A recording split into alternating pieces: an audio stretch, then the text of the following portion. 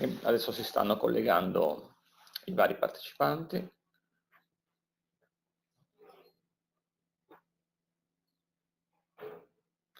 Silvia, devo fare altro? No. Bene, aspettiamo che si colleghino tutti.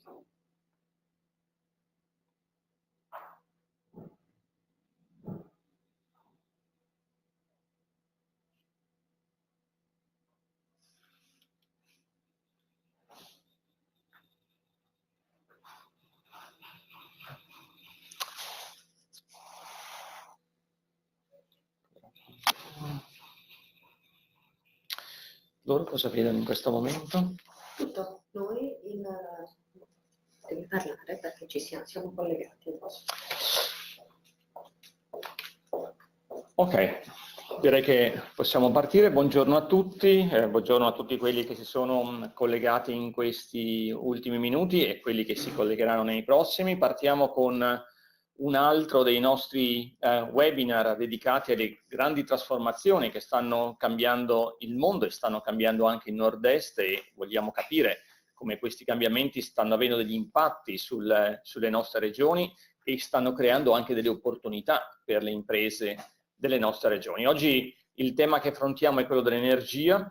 È un tema importante da tanti punti di vista, non soltanto da un punto di vista ambientale o climatico. La settimana scorsa, l'8 di ottobre, è stato presentato simultaneamente in tutto il mondo il nuovo rapporto dell'IPCC, il nuovo rapporto dell'Organismo delle Nazioni Unite che si occupa di cambiamenti climatici, il che sottolinea ancora di più l'emergenza, l'urgenza di avviare una rapida transizione energetica.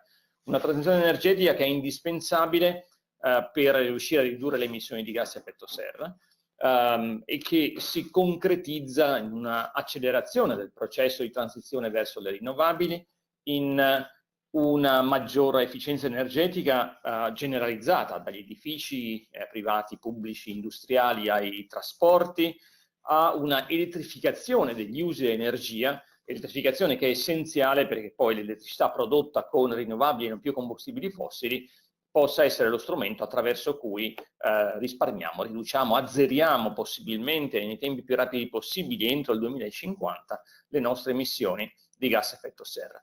Ma questo non è l'unico motivo. La transizione energetica sta avvenendo anche per altri motivi, anche economici. In termini di costo, oggi le rinnovabili hanno raggiunto una competitività rispetto alle energie fossili, e anche perché il settore dell'energia sta offrendo delle opportunità di crescita importanti a molte imprese che nel mondo delle tecnologie rinnovabili, ma non soltanto, nel mondo dell'efficienza energetica, in tutto ciò che ha a che fare con le capacità dell'energia di introdurre innovazione, ecco, queste imprese stanno ottenendo ottimi risultati sia in termini di opportunità di business sia in termini occupazionali. Di tutto questo, sia del quadro generale, sia del quadro generale a livello mondiale e internazionale, sia delle sue ricadute sul territorio, parleremo oggi con due esperti importanti che ringrazio per essere qui ed essere a nostra disposizione in questo webinar. Uno è Roberto Bocca del World Economic Forum, l'altro è Arturo Lorenzoni dell'Università di Padova e vice sindaco della città di Padova, che sono qui per parlarci di questi argomenti. È un'occasione quindi direi importante per affrontarli. Mi fa molto piacere dare subito loro la parola. Avranno ciascuno all'incirca 15 minuti per affrontare questi temi e poi spazio sarà aperto alle vostre domande, alle domande di chi partecipa al webinar. Vi invito quindi ad usare la chat per poter indirizzare le vostre domande. Quando saranno finiti i due interventi, sarò io ad intervenire e a proporre le vostre domande ai due relatori, quindi leggerò le domande che voi scrivete e potrete quindi interagire con i due relatori. Leggerò le domande, loro risponderanno e voi potete anche eventualmente replicare sempre attraverso la chat.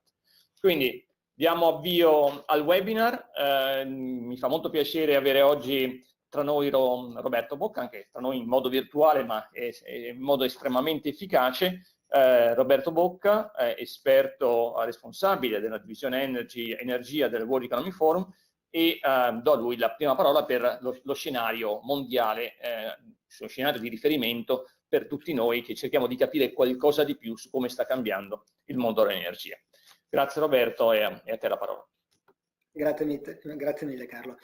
Buongiorno a tutti, cercherò appunto di darvi una visione globale che si basa sulla mia esperienza e sull'esperienza del World Economic Forum, che è un misto di ricerca e allo stesso tempo interazione. Noi lavoriamo molto con i leader mondiali nel settore energetico, che siano amministratori delegati o ministri o accademici, eccetera. Quindi in questa presentazione brevemente vi do un sommario di quello che stiamo vedendo. Quello che voglio fare è coprire, mi dovrete perdonare la presentazione in inglese, io sono abituato a lavorare in inglese, quindi dovrete perdonare la mia presentazione e anche qualche parola che mi sfuggirà in inglese. Ma voglio dare una breve introduzione e poi vedere quali sono le evoluzioni degli scenari energetici e poi sottolineare tre game changer, tre elementi che potrebbero creare una discontinuità nel sistema energetico guardando al futuro, perché quello che vogliamo fare oggi penso sia di parlare del presente, ma molto più importante parlare del futuro, dove sarà il futuro, o almeno avere qualche idea. In termini di quello che sta succedendo nel mondo energetico, vi do una statistica che è stata condivisa con noi qualche mese fa dal direttore dell'IEA, l'International Energy Agency, Fatih Birol, e ci ha presentato come il misto di combustibili fossili nel misto energetico, nell'energy mix, fosse 81% 30 anni fa ed è ancora 81% o era almeno l'anno scorso. E quindi questo porta alla domanda: c'è veramente una trasformazione energetica, c'è veramente una transizione energetica? E forse la differenza tra trasformazione e transizione è un aspetto che dobbiamo discutere. Allora, cosa dire? Il sistema energetico innanzitutto noi lo vediamo nell'ambito di cosa deve performare. Se volete un sistema energetico, la funzione del sistema energetico è su tre livelli. Da un lato deve permettere la crescita economica e lo sviluppo, come ha sempre fatto nella storia, se ci pensiamo. Secondo, deve avere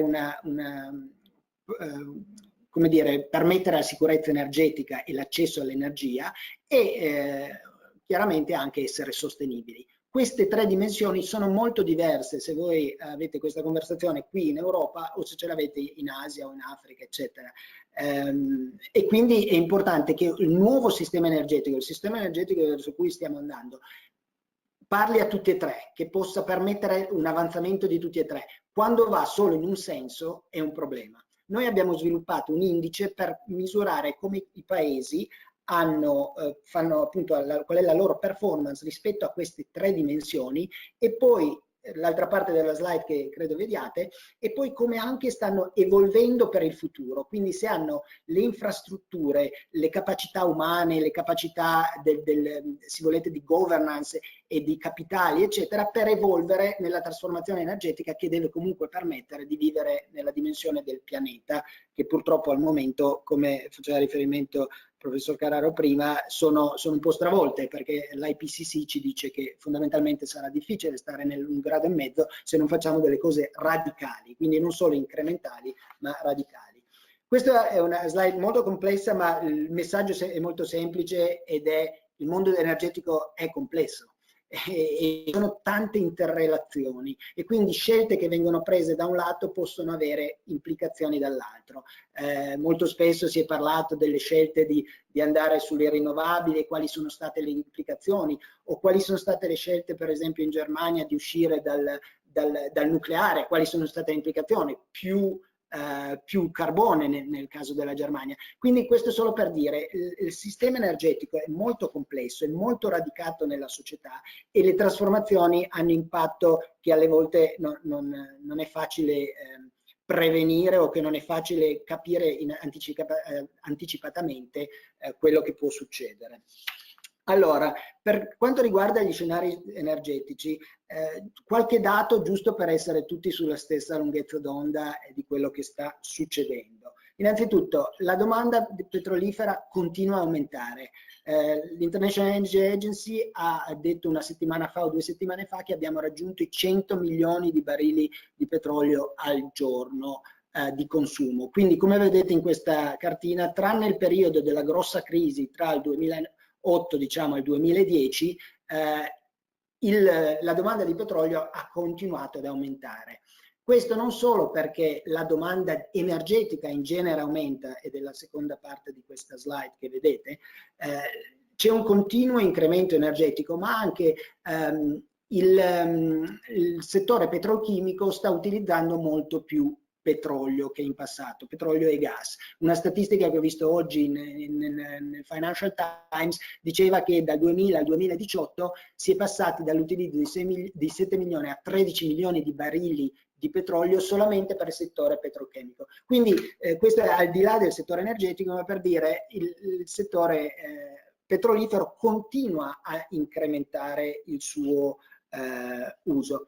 Un'altra cosa che vorrei dire in questo spazio dell'energy landscape o degli scenari dell'energia è che la geopolitica sta cambiando e non solo perché c'è Trump o Xi Jinping eccetera, ma perché ci sono fondamentalmente degli shift. Avrete visto che la Russia si è messa d'accordo con l'OPEC un paio di anni fa, un anno e mezzo fa, e diciamo hanno levato il petrolio che era troppo abbondante nel mercato per mantenere un prezzo che loro considerano adeguato.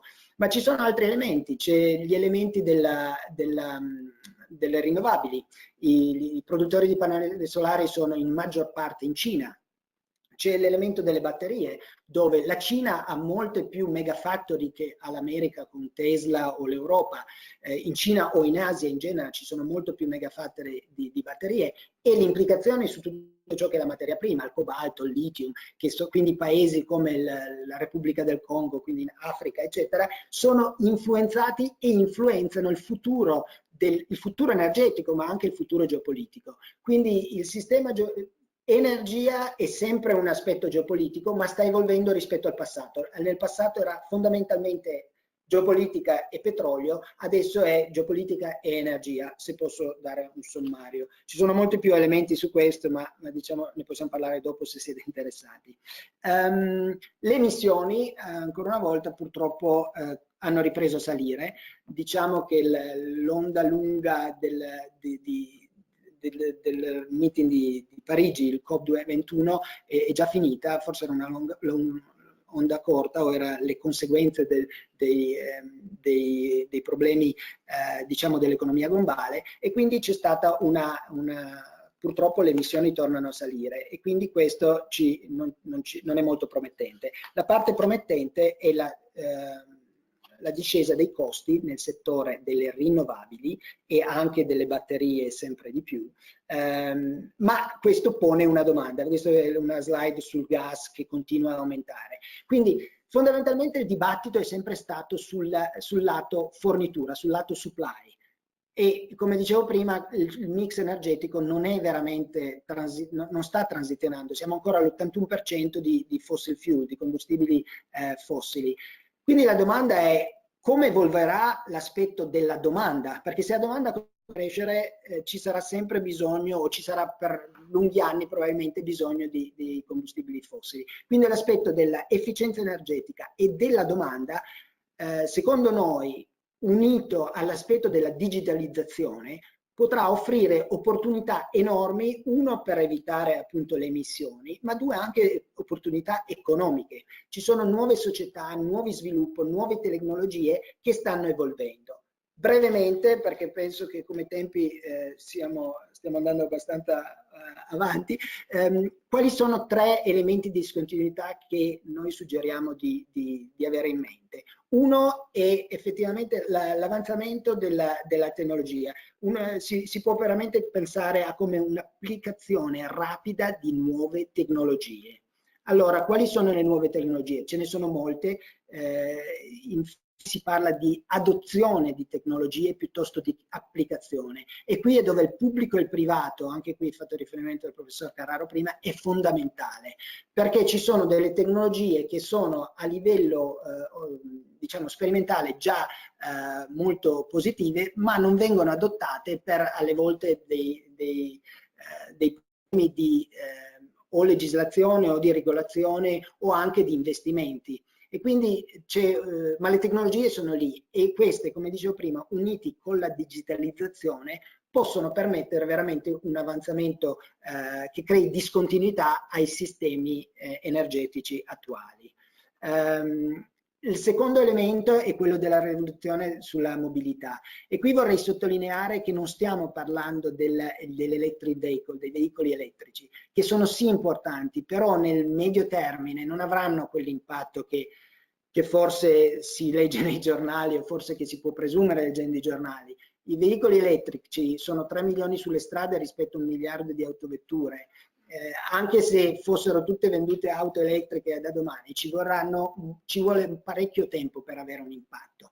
Quello che è più interessante nella mobilità è l'aspetto dell'IoT, Internet of Things, quindi la connessione tra le diverse diciamo funzionalità del sistema mobility e il sistema statico energetico, ed è tutto ciò che gli autonomous vehicle.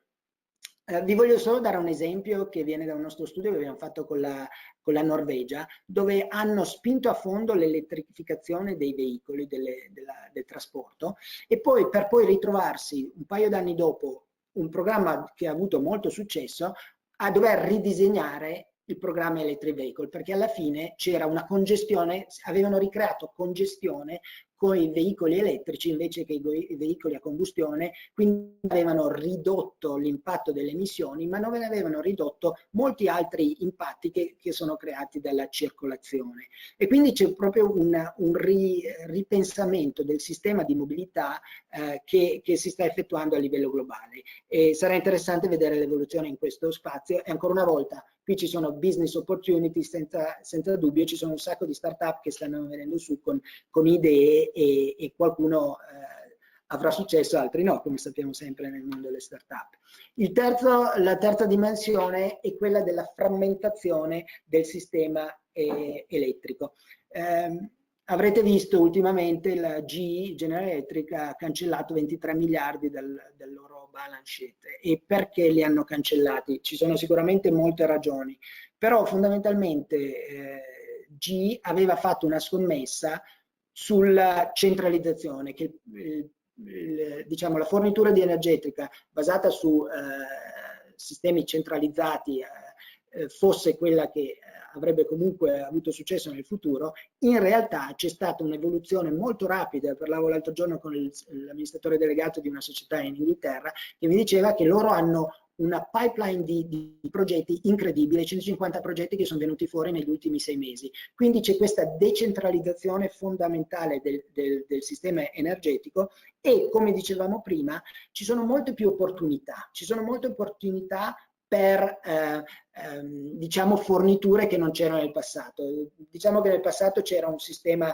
diciamo, petrolio e carbone, quindi un paio di soluzioni nel sistema energetico, sto semplificando ovviamente. Adesso ci sono molte più opportunità, sia dal lato supply ma anche dal lato domanda, e quindi come ottimizzare tutto ciò che è demand management, che è permesso adesso dalla digitalizzazione, è un aspetto fondamentale, e anche qui c'è molto sviluppo di start-up e di innovazione per il futuro. Alcuni di voi avranno sentito parlare dell'opportunità di avere dei business model dove il consumatore ha l'energia a casa, non parliamo dell'energia industriale, ma l'energia a casa gratuitamente, in cambio di dare i dati sul consumo che possono essere poi usati dal fornitore di energia a suo uso e consumo. Quindi è molto interessante questa evoluzione che c'è, come dicevo, dal lato della domanda, e secondo noi è sicuramente la domanda uno degli aspetti fondamentali guardando al futuro, se vogliamo risolvere almeno l'aspetto del clima. In conclusione, ci sono noi chiamiamo stakeholder, il messaggio che noi vogliamo dare ai diversi componenti del sistema energetico sono che da un lato le industrie stanno evolvendo, avrete visto anche in Europa molte delle aziende, delle utility energetiche hanno perso un sacco di soldi e altri hanno trovato nuovi business model e ne hanno fatti. Ci sono molte società nel settore non energetico che stanno entrando nel settore energetico, quindi c'è come dire, una fertilizzazione del sistema energetico portato da altre industrie. Il challenge forse più importante, al di là degli investimenti, è quello dei governi. Come i governi saranno in grado, tramite legislazione e regolamentazioni, a permettere la velocità di evoluzione di un sistema energetico che è comunque molto radicato in investimenti a lungo termine. E come diciamo qua, il mondo è cambiato, non è più il pesce grande che mangia il pesce piccolo, ma il pesce più veloce che mangia quello più lento. E quindi i governi devono in un certo senso permettere l'evoluzione, se vogliamo andare nella direzione che tutti vogliamo, di avere un pianeta sostenibile e allo stesso tempo il business che funzioni come deve. Chiudo qui perché penso di essere fuori dal mio tempo massimo, ma sono aperto ovviamente a questioni, a domande. Grazie Roberto, è stato davvero molto interessante avere questa panoramica dei grandi temi che stanno influenzando il mondo dell'energia e soprattutto di sottolineare come siano molte le opportunità di business, di nuovi business che stanno emergendo a livello internazionale. Da questa panoramica, professor Lorenzoni, Università di Padova, grande esperto italiano di energia, ci aiuterà ad approfondire altri aspetti più legati alle politiche nazionali che a quelle internazionali, ma appunto come calare questa grande visione nel contesto nazionale è una questione molto importante e ci aiuterà a comprenderla meglio il professor Lorenzoni. Arturo, tocca a te, grazie innanzitutto di essere qui. No, grazie per l'invito al professor Carraro e grazie davvero anche della presentazione che mi ha preceduto, perché credo abbia messo giù gli elementi importanti. E parto da questa metafora utilizzata del pesce veloce e del pesce lento, perché io credo che il tema sia veramente quanto vogliamo tutelare i pesci lenti in termini di nuove politiche e di diciamo così transizione energetica. Quanto vogliamo essere rapidi in questa transizione? Ecco, cercherò di far vedere alcuni dati che mostrano come appunto i dati siamo sono un po' rallentate forse. Vabbè, non so se voi vedete le slide, io non le vedo, ma comunque poco male. Parto dall'elemento: c'è una grande inerzia nel sistema energetico e pensare di poter cambiare le traiettorie tecnologiche in tempi molto rapidi è assolutamente improbabile.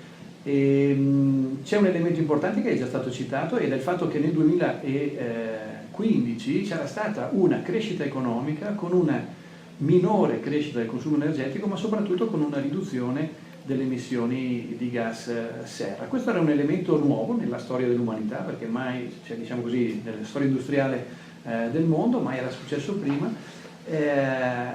Non si è ripetuto nel 2016 e questo fattore, ecco, può così far credere che fosse un'onda corta, ma io non credo che sia un'onda corta, perché l'elemento importante è che abbiamo dimostrato che è possibile avere una crescita economica senza una crescita delle emissioni di gas serra. E questo elemento è un elemento nuovo e io credo che vada tenuto a riferimento in modo importante.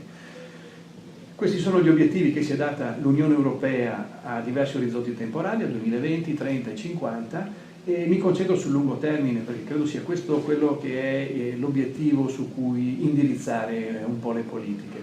E qui c'è un taglio delle emissioni di gas serra e quindi dell'utilizzo dei combustibili fossili quasi integrale, tra l'80 e il 95%.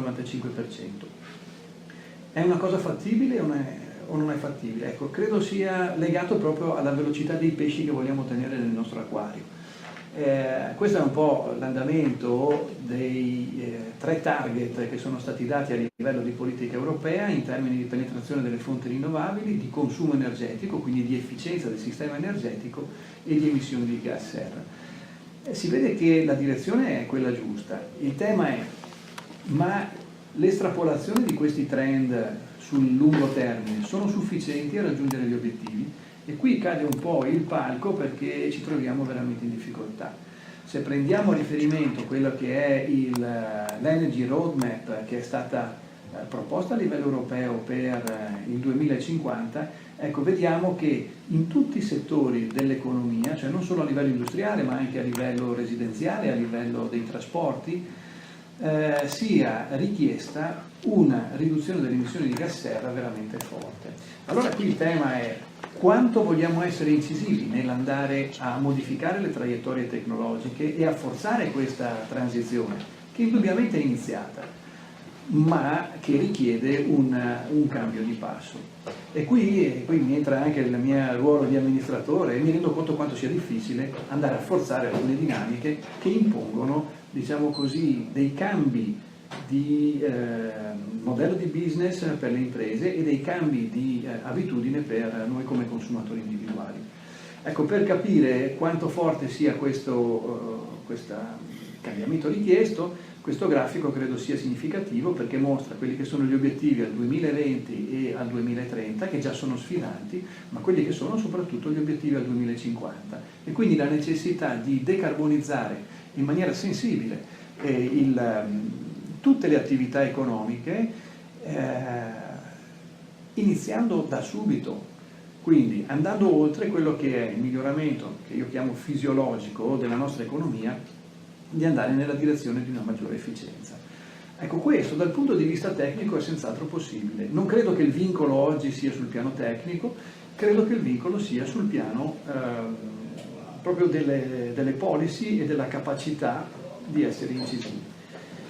Questi tre, diciamo così, proiezioni di quelli che sono, diciamo così, gli impegni presi dopo Parigi e di quello che è nella linea verde il diagramma di riduzione dei consumi in termini di emissioni annue di carbonio necessari per raggiungere lo scenario 450 parti per milione di accumuli in atmosfera, fa capire quanto forte sia la distanza tra gli impegni presi ad oggi e gli impegni che noi dobbiamo acquisire per mantenere quel grado e mezzo, 2 gradi, poi possiamo vedere quale sia il livello che ci sarà consentito raggiungere in termini di decarbonizzazione.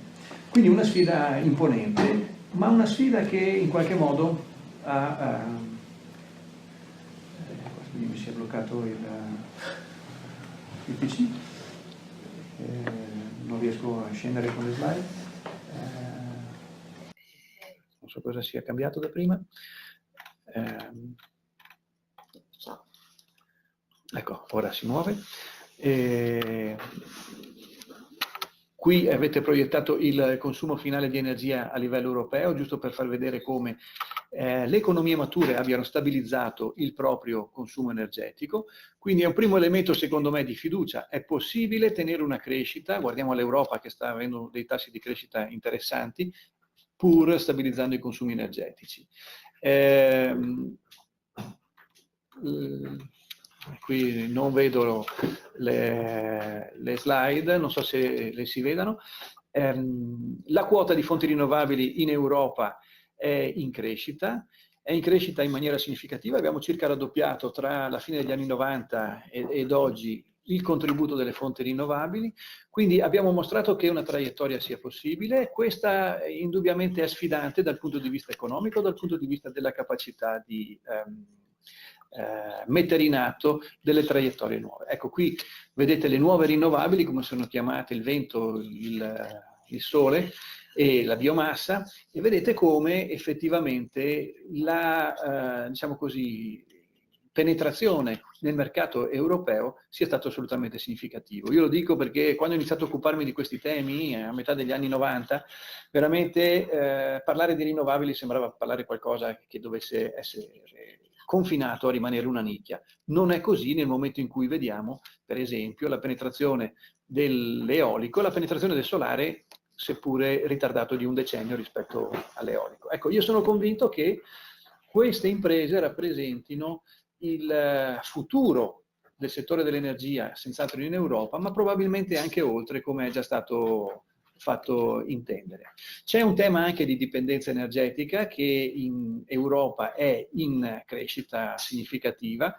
Voi vedete che la linea, diciamo così, arancione un po' più intensa, mostra una crescita dal 45 al 55% del nostro fabbisogno energetico a livello europeo soddisfatto dalle importazioni, e questo è un elemento di forte preoccupazione. Indubbiamente la transizione energetica vuole dare delle risposte anche da questo punto di vista, e io credo che possa essere efficace. Venendo all'Italia, va bene, qui salto è un po' la ripartizione dei consumi tra il 95 e il 2016, solo un elemento, vedete che grosso modo il consumo totale di energia primaria nel 2016 equivaleva al consumo che è stato fatto in Italia 20 anni prima, cioè a 20 anni di distanza non abbiamo incrementato il nostro consumo energetico. C'è una penetrazione diversa delle diverse fonti, però ecco, vedete come di fatto siamo rimasti sostanzialmente stabili.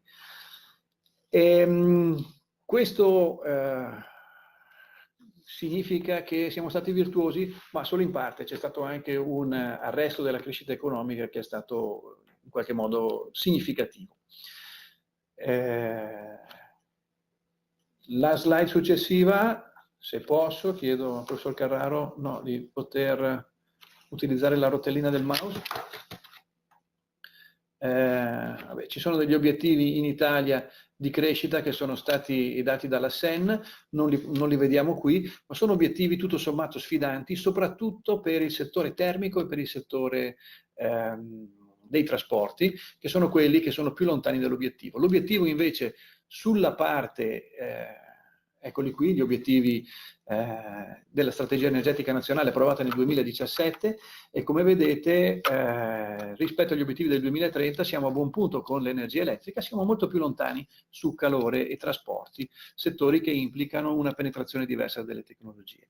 C'è un obiettivo forte anche nella riduzione dei consumi, e qui sono riportati diversi contributi in ambito residenziale, dei trasporti, dei servizi e dell'industria, e vedete come sia richiesto un cambio di traiettoria sia a livello degli edifici, sia a livello del sistema dei trasporti e dell'economia in generale. Questa riduzione dei consumi è conseguibile con tecnologie oggi disponibili, cioè non sono state fatte delle ipotesi di diciamo così, raggiungimento di risultati dal punto di vista tecnologico oggi non disponibili. Quindi questo è incoraggiante, secondo me è una traiettoria che ci fa capire che sia alla nostra portata.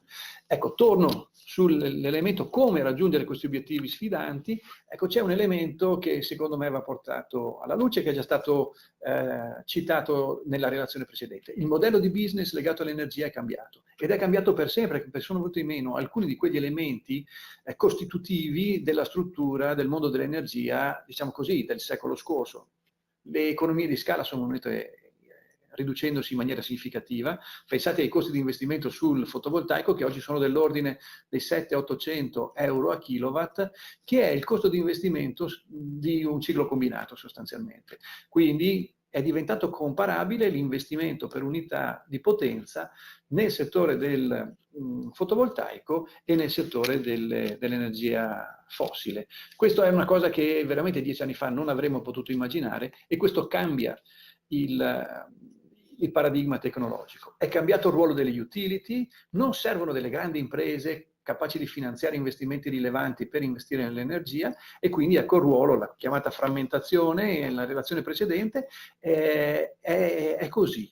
Entrano nel mercato degli operatori che riescono ad essere competitivi con delle dimensioni che sono solo una piccola frazione delle dimensioni delle imprese presenti in precedenza. Quindi un mercato diventa accessibile e contendibile, quindi anche la concorrenza che abbiamo inseguito negli anni 90 con dei risultati, diciamo così, non del tutto soddisfacenti, può essere giocata su un piano diverso. E poi c'è tutto l'elemento del controllo digitale, un elemento che sta cambiando proprio le modalità con cui gestiamo le reti e con cui gestiamo il controllo. È stato detto bene, un consumatore può diventare un operatore attivo nel mercato dell'energia, mettendo a disposizione i suoi carichi, mettendo a disposizione la sua capacità di adattare la sua domanda, con un vantaggio economico importante per lui, ma per il sistema.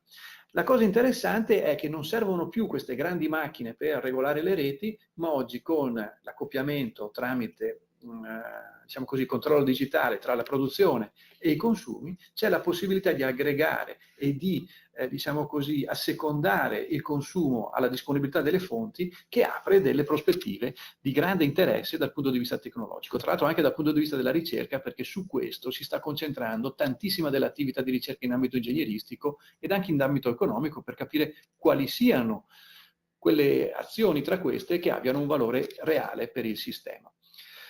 Io credo che non ci sia la possibilità di tornare indietro rispetto a questa trasformazione del modello di business, perché i vantaggi sono molto grandi. Allora ecco, si parla di reti intelligenti, si parla di un modello in cui tutti gli operatori diventano operatori attivi e non passivi del mondo dell'energia. Questo è in atto da un po' di tempo e questo fa pensare, qualcuno l'ha chiamata elettrificazione di tutto, come un modello in cui l'energia elettrica diventi un fattore effettivamente estremamente flessibile per un po' tutti gli usi, anche in ambiti dove storicamente non è che l'energia elettrica fosse presente. Pensate a tutti gli usi termici nell'industria che tradizionalmente sono stati soddisfatti prima dal petrolio, poi dal gas, ecco, oggi possono essere soddisfatti in modo molto interessante da utilizzi elettrici. Ma pensate appunto alla stampa 3D, come può andare a modificare i processi produttivi, cambiando proprio i modelli organizzativi dell'industria. Ecco, così si è anche detto dei trasporti, con un ruolo, e condivido, non è tanto il veicolo elettrico che cambia, ma il veicolo intelligente, che può aggregare le funzioni di domanda e di trasporto con un'offerta molto più flessibile e molto più concentrata. È quello che è chiamato la mobility as a service, in cui io credo avremo una convergenza molto rapidamente da parte della mobilità privata e della mobilità pubblica, quindi con un modello su cui possiamo tornare, ma estremamente interessante. Ecco, un sistema energetico che va in questa direzione ovviamente può avere delle penetrazioni di fonti rinnovabili di energia molto maggiori rispetto a quelle del passato, in cui invece le macchine rotanti e le fonti fossili facevano diciamo così, il grosso della soddisfazione della domanda. Vedo dunque un paradigma radicalmente nuovo che nasce da quelle che sono le innovazioni sul piano tecnologico, e quindi questa transizione è la conseguenza di opportunità nuove sul piano tecnologico, che possono essere accelerate o rallentate a seconda di quanto vogliamo tenere quegli equilibri che ci accompagnano sostanzialmente da un secolo. Andiamo a vedere le più grandi aziende presenti sul mercato azionario, vediamo quante di queste sono legate all'energia. Ecco, è chiaro quindi che muovere questo modello organizzativo implica muovere l'intera economia, non solo europea, ma direi su scala mondiale, ma questo, diciamo così, si sposa con quelli che sono gli obiettivi sul piano climatico.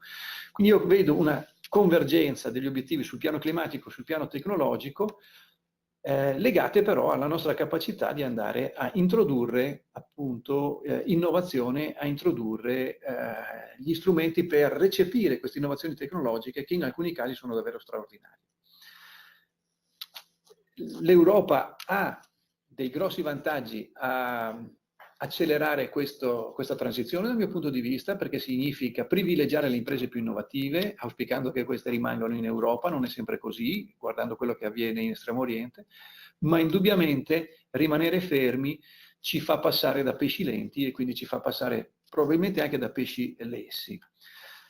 Quindi l'energia di domani è un'energia basata su imprese diverse, una finanza diversa, operatori diversi, una condivisione di conoscenze in maniera estremamente diversa da quello che è il passato, con una trasformazione che dal mio punto di vista è avvenuta, con delle battute d'arresto come abbiamo visto nell'ultimo anno, con una nuova crescita delle emissioni di gas serra, ma con la prova che un modello diverso è possibile. L'auspicio dal mio punto di vista è, in una logica di sostenibilità, è quella di accelerare questo processo proprio in una logica di vantaggio, ovviamente climatico, ma anche e soprattutto economico. Anche per me, naturalmente, la massima disponibilità a qualsiasi domanda possa essere emersa da questa rapida carrellata su ciò che sta accadendo a livello mondiale.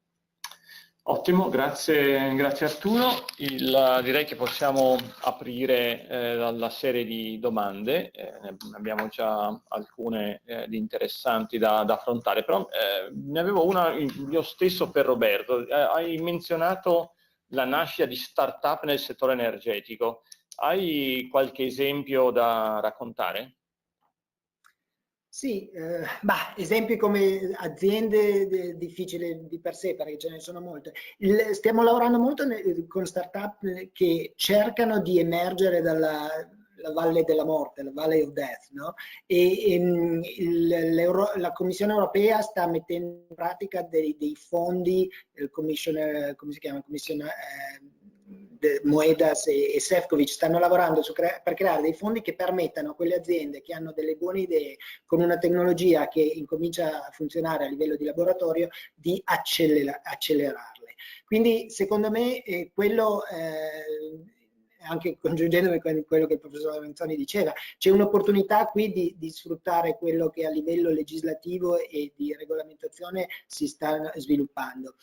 Tra l'altro sono anche tecnologie, non solo nel settore energetico, ma anche tecnologie che permettono di catturare emissioni. Uno dei grandi consumatori di energia è l'industria, per esempio i cementifici. Ci sono adesso delle tecnologie che permettono di produrre cementi con emissioni zero, quindi tutte le emissioni che c'erano prima vengono catturate. Queste sono tecnologie in cui ci sono già diverse start-up, ne conosco alcune, però appunto il loro problema è la crescita, è quella di fare parte a scala, che come diceva prima il professore, la scala è differenza di quella che c'era prima, però comunque ci vanno gli investimenti e ci va la crescita. Quindi questo è il dilemma che c'è adesso, come permettere quella crescita a queste società che hanno le tecnologie e che però non riescono a trovare magari l'ecosistema che gli permetta di crescere.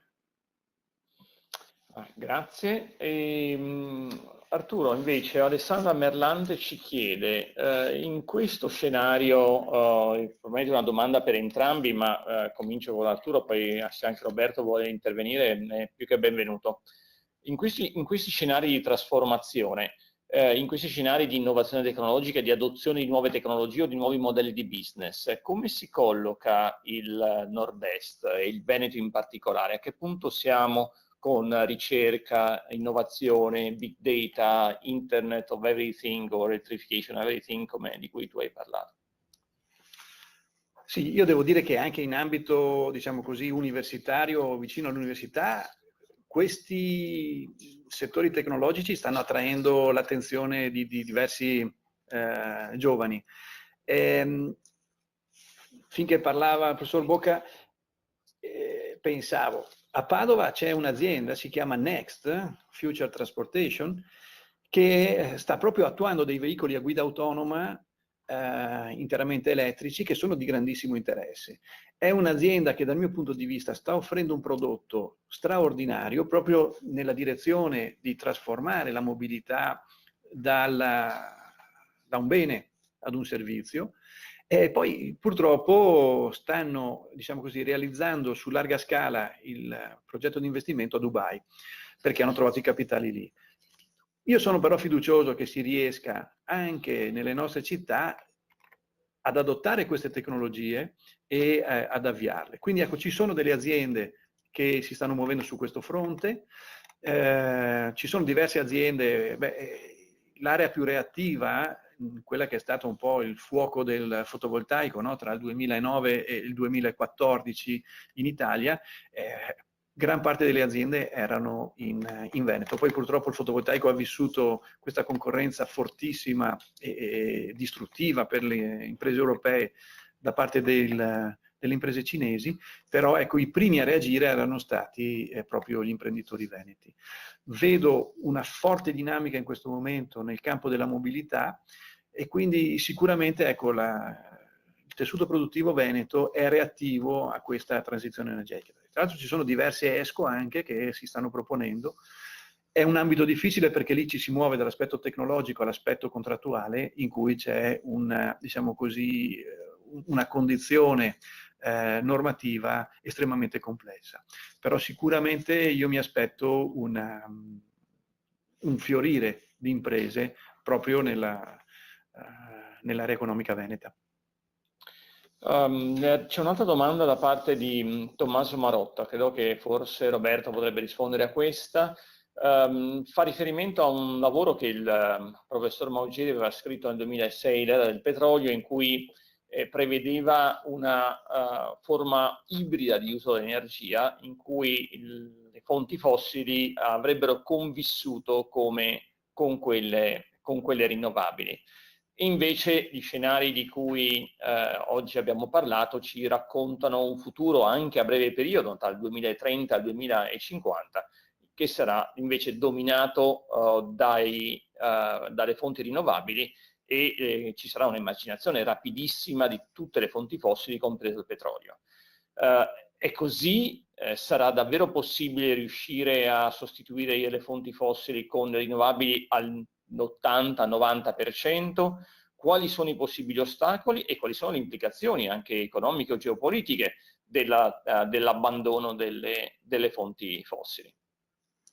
Allora, è difficile pensare, gli scenari che portano a questo ribaltamento totale delle percentuali da 80 oggi a 20 in 20 anni, stiamo parlando, sono basati su un challenge economico, che prima c'è sempre questa discussione tra ambiente ed economico, perché alla fine questo avrà dei costi molto elevati. Quindi il sistema economico mondiale, nazionale, regionale, eccetera, è in grado di sostenere questi costi per permettere questa transizione. E oggi non è organizzato in questo modo.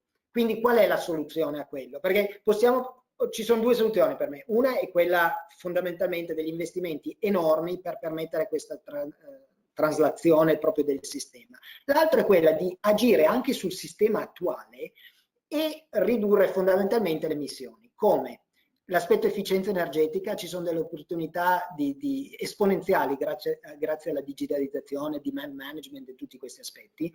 Uno, che tra l'altro bisogna agire nei paesi dell'Asia, perché il grosso della domanda sarà là e crescerà là, quindi c'è quell'aspetto lì. Quindi come ridurre la domanda e come decarbonizzare i fossil fuel attuali. Si parlava prima dei veicoli elettrici. C'è molto più impatto se i motori a combustione interna hanno una riduzione fondamentale delle emissioni rispetto a quanto ci mettono i veicoli elettrici, ma anche a cambiare tutto il sistema di supporto. Quindi secondo me le soluzioni dovrebbero essere uno e l'altro. Pensare che arriveremo a fare 80-20, 80 rinnovabili, 20 combustibili fossili, solo tramite investimenti nelle rinnovabili non è veramente fattibile. Quindi secondo me bisogna investire in quelli, ma bisogna anche investire in tutto ciò che è efficienza energetica in genere ed efficienza dei sistemi fossili di adesso. Senza dimenticare che c'è un problema di intermittenza con le rinnovabili, che è lo sviluppo di sistemi di storage dell'energia su una scala che oggi non abbiamo. Certamente. E su questo fronte come stiamo andando? Anche questo, in un certo senso sappiamo che il sistema fossile ha dei problemi, ma sappiamo anche i vantaggi, perché la nostra società, la ricchezza che è stata creata è stata grazie al sistema fossile, volente o nolente. Quando andiamo in una società dove appunto più di rinnovabili eccetera, che come diceva è auspicabile, e anche tutto l'aspetto delle batterie, quali sono le conseguenze di quello? Noi qui al forum ad esempio lavoriamo sulla circolarità delle batterie, perché tutte le batterie che vogliamo sviluppare, al di là del prezzo, il prezzo verrà giù, come è successo per il solare, la questione è quando e quanto veloce, no? Però verrà giù però la questione è anche come sarà tutti gli aspetti poi della circolarità, perché altrimenti avremo altri problemi che non sono quelli dei combustibili fossili, ma sono altri. Quindi la questione, come dicevo prima all'inizio col mio puzzle, è molto complessa, bisogna interagire su diversi aspetti. Bisogna che il dibattito non sia ideologico, che non sia fossil fuel rispetto a rinnovabili, ma che sia proprio pragmatico, dire quali sono le cose che possono essere fatte e gli investimenti che possono essere fatti. Secondo me le opportunità sono molteplici, come dicevo, si vedono molte aziende che lavorano sulla defossilizzazione delle emissioni piuttosto che nella defossilizzazione dell'input. Okay? Quindi ci sono anche parecchi progetti sul CCUS, quindi Carbon Capture and Use, delle emissioni. Quindi secondo me questi sono aspetti fondamentali dove ci sono aziende che si sviluppano, ci sono opportunità che si sviluppano e in un certo senso quando parliamo di efficienza energetica non devono essere a scale, possono essere aziende di taglia più ridotta. Mi fermo lì. Su questa linea, Emanuele Cosenza ti chiede se in un paese come il nostro, con un mix energetico come il nostro, non sia importante puntare su una riduzione del numero di veicoli, su un miglior trasporto pubblico, cioè su tutte soluzioni che non hanno a che fare necessariamente con una transizione energetica, ma che possono avere conseguenze importanti sulle emissioni complessive. Assolutamente, adesso oggi parliamo della trasformazione energetica e penso che voi come Fondazione Nord-Ovest affrontiate più proprio l'elemento di trasformazione generale del sistema socio-economico mondiale.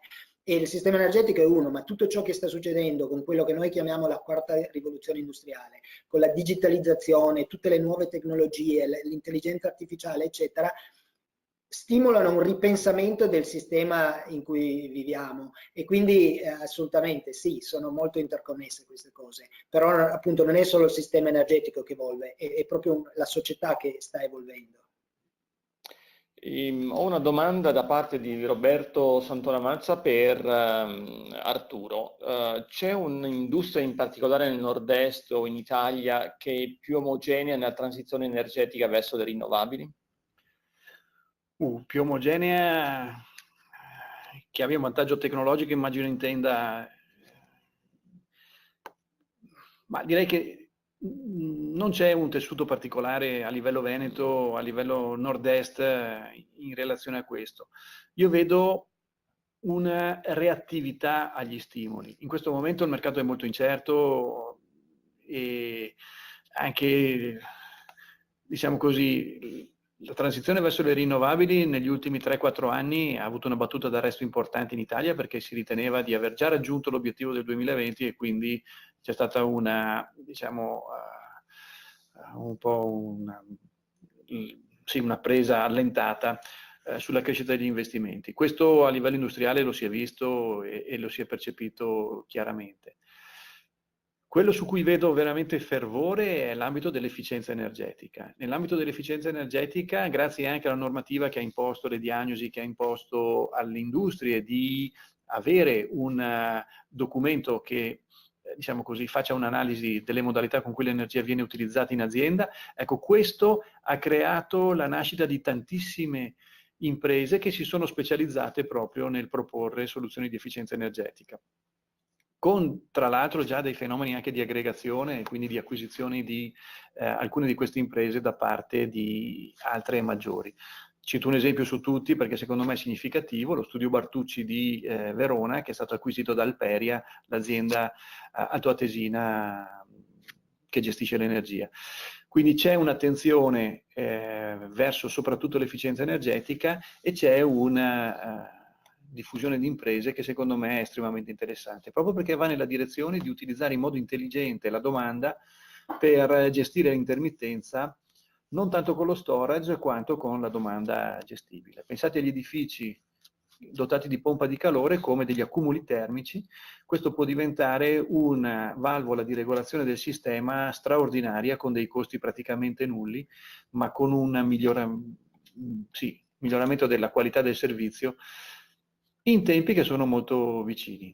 A me ha colpito nell'ambito dell'edilizia, dove i consumi di un nuovo edificio oggi sono praticamente zero. Questo 10 anni fa era una cosa, un po' una chimera, un sogno anche a livello di ricerca. Oggi questo dal punto di vista industriale non è un grosso problema e vediamo diversi edifici che hanno consumi nulli, cioè sono autogestiti dalla produzione energetica in loco. E questo fa capire come appunto ci siano dei margini importantissimi in termini di innovazione. Anche andando a vedere i consumi, parlava prima dei cementifici, ma se andiamo a vedere il settore del vetro, il settore della plastica, il consumo energetico per unità di prodotto negli ultimi 10 anni si è ridotto in maniera sensibile. Per cui abbiamo dei margini importanti in termini di innovazione che credo le imprese del nord-est stiano guardando con grande interesse e con grande competenza. Grazie Arturo. Due ultime domande piuttosto specifiche. Dico a tutti che comunque le presentazioni saranno disponibili sul sito web e potrete anche rivedere la presentazione perché è stata registrata e quindi avrete a disposizione il video oppure farlo rivedere a qualcuno che non è potuto oggi essere presente. Due domande rapide, la prima per Roberto, i nuovi veicoli plug-in possono essere considerati una buona alternativa in un processo verso l'elettrico puro? Ma, sicuramente il discorso, penso che si riferisca al discorso dell'ibrido.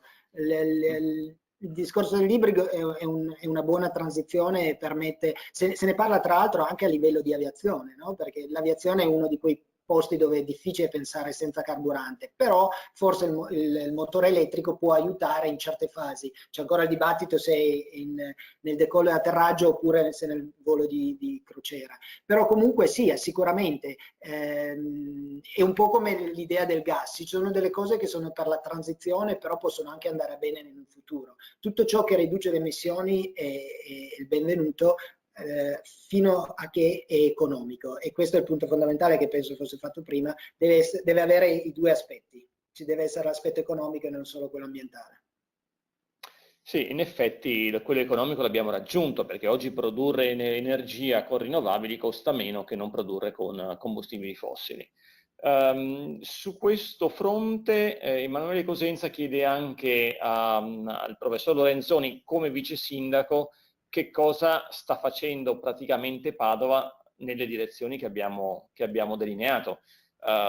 Togliendo il cappello di professore e passando a quello di amministratore, quali sono le iniziative concrete che possiamo misurare tutti i giorni nella direzione appunto di ridurre i consumi di energia, le emissioni e così via? Sì, questa è un po' la sfida poi, no, di mettere in atto le cose. Qui mi vengono in mente due azioni su cui ci stiamo muovendo. La prima è il regolamento edilizio. Noi stiamo rivedendo il regolamento edilizio come richiesto da una norma nazionale recepita dalla nostra regione per un regolamento edilizio tipo, che significa un regolamento edilizio che ha la stessa struttura ma non gli stessi contenuti. Ecco, io sto cercando di portare dei contenuti nel regolamento edilizio che siano abbastanza sfidanti dal punto di vista delle prestazioni ambientali.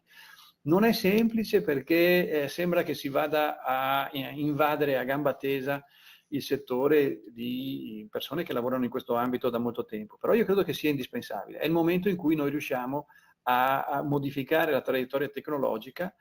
Naturalmente ci sono delle resistenze forti da parte di chi ha sempre operato con dei criteri, ma io credo che chiedere dei materiali che siano prestanti, chiedere un'impiantistica che sia moderna, sia una cosa che poi aiuta le imprese, le fa crescere, le rende competitive. Il caso di Casa Clima nell'area altoatesina è abbastanza esemplificativo perché le imprese hanno maturato delle competenze che poi riescono a vendere all'esterno. L'altro ambito è quello della forestazione. Noi si sta cercando di veramente riempire di alberi ogni area che sia a disposizione del comune, di favorire questo anche da parte dei privati in modo da poter contrastare, diciamo così, l'effetto isola di calore che su scala urbana è significativo e poter portare tutti i benefici che possono venire in termini di contenimento delle polveri, in termini di trattenimento così dell'umidità. Sono azioni che in ambito locale possono essere significative. Il terzo ambito è quello dei trasporti, su cui veramente nell'ultimo periodo sto trovando una grande opposizione da parte della città che fa fatica a cambiare, però io credo che veramente sia indispensabile passare ad un'idea del trasporto pubblico come un elemento di qualità, non un elemento squalificante della mobilità, ma diventi fattore di orgoglio, quello di utilizzare il trasporto pubblico. Questa è un po' la sfida che ci siamo posti e io mi auguro di poterla vincere, tenuto conto che le risorse a disposizione per questi cambiamenti sono limitatissime e quindi su scala locale si è chiamati a obiettivi enormi, ma disponendo di risorse molto molto limitate. Per cui ecco, fare squadra anche sui diversi livelli amministrativi sarebbe assolutamente indispensabile per evitare che a livello nazionale o internazionale vengano presi degli obiettivi, poi a livello locale non siano date le risorse per mettere in atto questi obiettivi stessi. Direi che possiamo chiudere qui. Ci sarebbe un'ultima domanda, la facciamo rapidissimamente. Roberto, non abbiamo parlato di trasporto marittimo, chiede Alessandra Manente. Come mai? Quali sono le prospettive per il trasporto marittimo degli scenari di contenimento di consumi di energia e emissioni di cui abbiamo parlato? È una buona domanda, perché il trasporto marittimo ha parecchie, diciamo, emissioni. Il carburante che usano è vicino a quello che è il bitume, la fase prima della raffinazione. Le buone notizie lì è che ci sono le due soluzioni, sono già sviluppate e testate, adesso poi è la questione di arrivare a scala. Le due soluzioni sono l'aspetto elettrico e l'aspetto dell'LNG, quindi navi che viaggino con gas fondamentalmente. Quindi ci sono già delle scelte di alcune aziende di andare in quella direzione, però è chiaro che c'è ancora un problema di scalabilità, anche perché i costi anche qua sono enormi. Una nave da crociera, ho scoperto non tanto tempo fa che una nave da crociera di quelle grandi, sì, ma costa $1 miliardo. Quindi voi pensate agli investimenti che ci sono, con tutta la flotta che è già esistente, anche lì la trasformazione è una questione dello stock esistente, al di là delle scelte strategiche ed economiche. Quindi sì, sta evolvendo anche quel settore, e ci sono delle soluzioni, anche se non sono ancora implementate a scala, a livello di scala. Va bene, grazie. Allora, ringrazio tutti i partecipanti a questo webinar. Le domande sono state molto interessanti. Ringrazio i due relatori. Seguiteci, perché ogni mese riusciamo ad organizzare 1 o 2 webinars, e il tema dei nostri webinar è sempre questo: il denominatore comune è la trasformazione, come sta cambiando il mondo da tutti i punti di vista. Proviamo a raccontarlo in modo semplice, in modo accessibile. Ci risentiamo 19 novembre per il prossimo webinar. Grazie a tutti e arrivederci. Grazie. Grazie.